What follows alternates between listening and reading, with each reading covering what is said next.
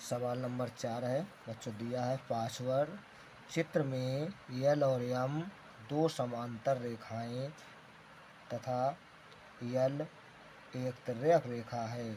यदि कोण एक बराबर 30 डिग्री शेष कोणों मतलब 2 कोण, 3 कोण, 4, 5, 6, 7 और 8 के मान ज्ञात कीजिए।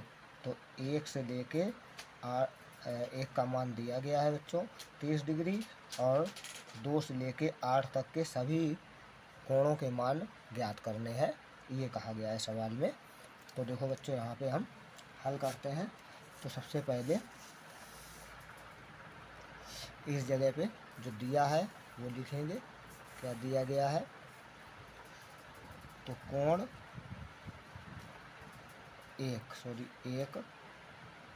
एक बराबर है 30 डिग्री।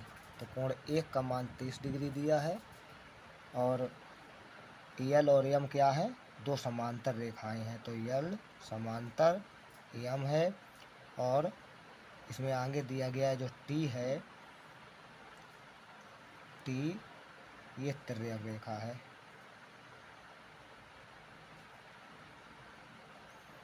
टी इस पे तिर्यक रेखा है।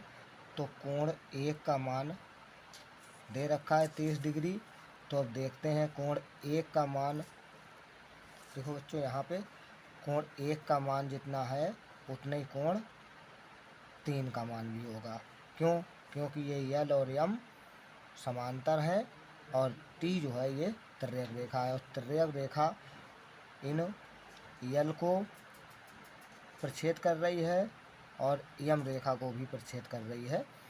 और जहाँ पे ये यल और यम दो समांतर हैं, तो हमारे जो कोण बनते हैं ये वाले, तो कोण एक और कोण 3, इनको हम शीर्षाभिमुख कोण कहते हैं बच्चों। तो ये शीर्षाभिमुख कोण आपस में कैसे होते हैं? बराबर होते हैं।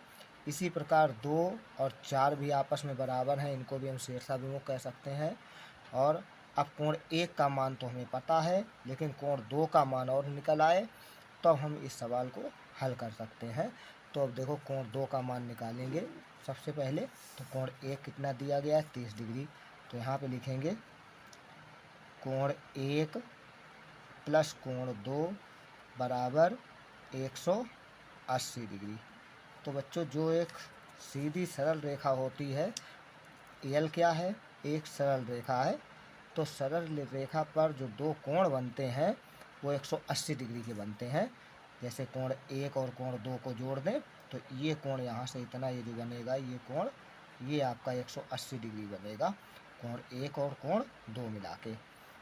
तो ये 180 डिग्री जब बनेगा तो हमने यहाँ पे इसीलिए 180 डिग्री रखा है। और ये कोण को कहते क्या है? रेखीय युग्म कहते हैं, या सरल कोण भी लिख सकते हो आप।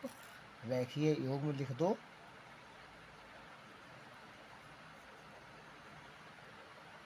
रेखीय युग्म, या फिर सरल कोण भी आप लिख सकते हो। तो यहाँ पे देखो, कोण एक का मान दे रखा है हमारे सवाल में। कोण एक बराबर 30 डिग्री है, तो यहाँ पे हम 30 डिग्री लिखेंगे, और प्लस कोण 2 बराबर 180 डिग्री। अब बच्चों, हम इनका पश्चांतर करेंगे। तो 30 डिग्री को हम पश्चांतर कर देंगे, तो यहाँ लिखेंगे पश्चांतर करने पर। तो जब 30 का पश्चांतर करेंगे तो कोण 2 इधर रह जाएगा बराबर 180 डिग्री, और इधर प्लस की है 30 डिग्री, और इधर जाएगी तो माइनस के हो जाएंगे 30 डिग्री। इस तरीके से अब बच्चों 180 में 30 घटा दिया जाएगा, तो कोण 2 बराबर आ जाएगा आपका 150 डिग्री। तो इस तरीके से बच्चों कोण 2 का मान भी निकाल लिया, और कोण 1 का मान आपका दिया है सवाल में। अब हमारे सभी कोण निकल आएंगे। देखो बच्चों, कैसे निकलेंगे?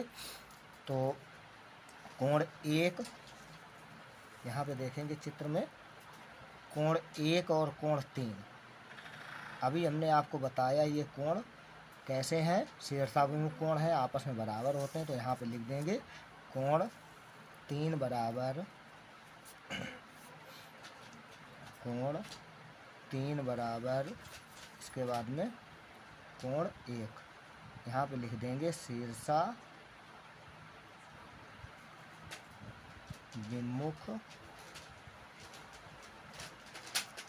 विमुख कोण। तो ये इस तरीके से ये शीर्षाभिमुख कोण होते हैं। आपस में कैसे होते हैं? बराबर होते हैं। तो यहाँ पे हम कोण 3 बराबर कोण 1 का मान कितना है बच्चों? सवाल में दिया है 30 डिग्री, तो कोण 3 का मान भी 30 ही डिग्री होगा। अब क्या करते हैं? कोण 2 हमने निकाल लिया है। तो यहाँ पे देखो चित्र में देखेंगे, कोण 2 हमने निकाला है, इसका मान कितना है? 150 डिग्री है कोण 2 का मान। तो जब कोण 2 का मान 150 डिग्री है तो कोण 4 का मान भी 150 डिग्री होगा। क्यों? क्योंकि इसका कारण ये है कि ये भी शीर्षाभिमुख कोण है, इसलिए 2 और 4 भी आपस में बराबर हैं। तो यहाँ पे बच्चों लिखेंगे कोण 4 बराबर कोण 2। इसका भी कारण यही है कि ये आपके शीर्षाभिमुख कोण हैं।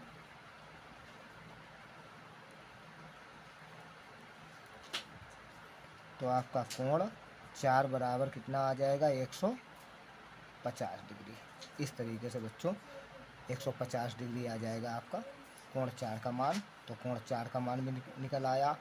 अब बच्चों देखो, अब इस तरीके से कोण हमारे यम पर भी कोण बन रहे हैं। यम रेखा पर जहाँ पे प्रतिच्छेद कर रही है तिर्यक रेखा टी, वहाँ पे हमारे कोण बन रहे हैं कोण 5, कोण 6, कोण 7, कोण 8। इनके मान कैसे निकालेंगे? तो 1 का तो मान दिया गया था कोण 1 का, तो इसलिए हमने ऊपर वाले के सभी के मान निकाल लिए।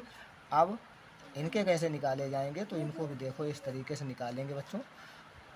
ये जो 3 कोण है, ये 5 कोण, इस तरीके से 3 और 5 ये कैसे कोण हैं? एकांतर कोण, एक ही रेखा के अंतर।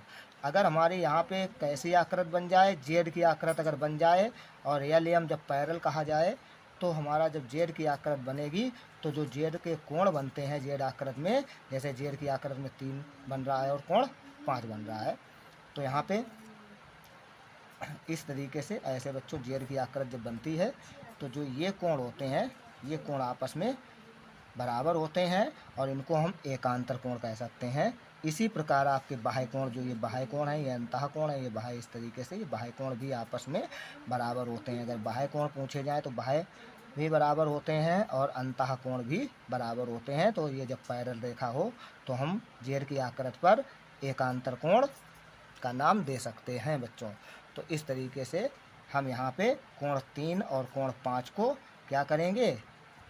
एकांतर कोण का नाम देंगे और फिर इन्हें बराबर करेंगे। तो यहाँ पे देखो बच्चों,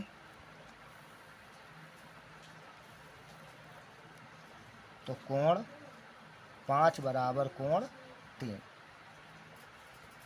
ये कैसे कोण है? एकांतर कोण है। तो यहाँ पे लिख देंगे एकांतर कोण। इसका कारण यही है। अब कोण 5 बराबर कोण 3 का मान कितना है? तो कोण 3 का मान देखो बच्चों यहाँ पे दिया है ये, तो कोण 3 का मान है 30 डिग्री।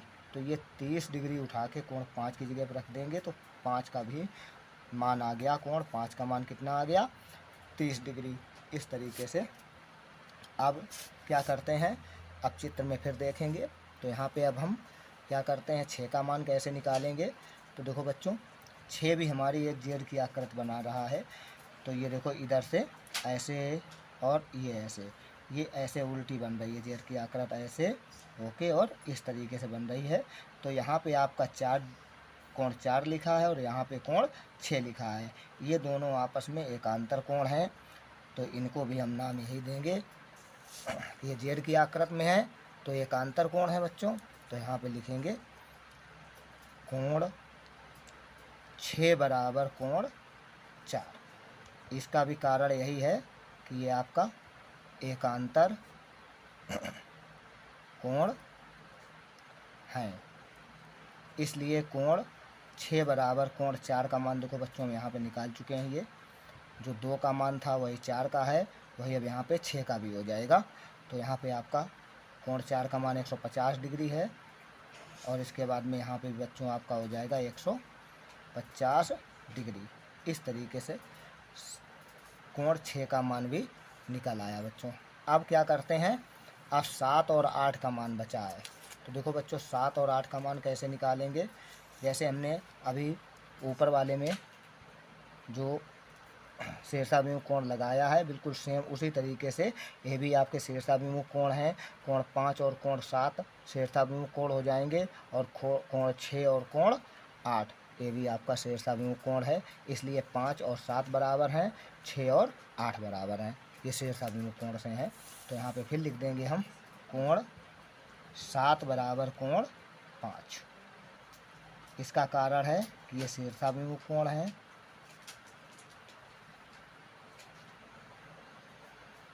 शीर्षाभिमुख कोण कोण 7 बराबर कोण 5 का मान बच्चों ये दिया है 30 डिग्री, तो यहाँ से रख देंगे यहाँ पे 30 डिग्री।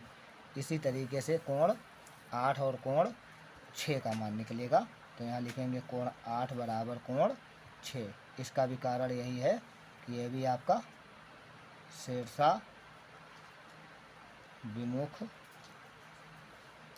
कोण है।